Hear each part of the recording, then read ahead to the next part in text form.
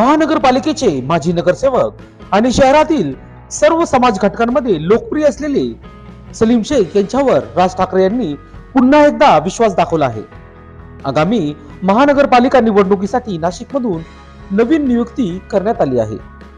माजी नगरसेवक आणि महाराष्ट्र नवनिर्माण सेनेचे महानगरपालिकेतील माजी गटनेते सलीम शेख आज मनसेच्या प्रदेश उपाध्यक्षपदी नियुक्ती करण्यात आली आहे.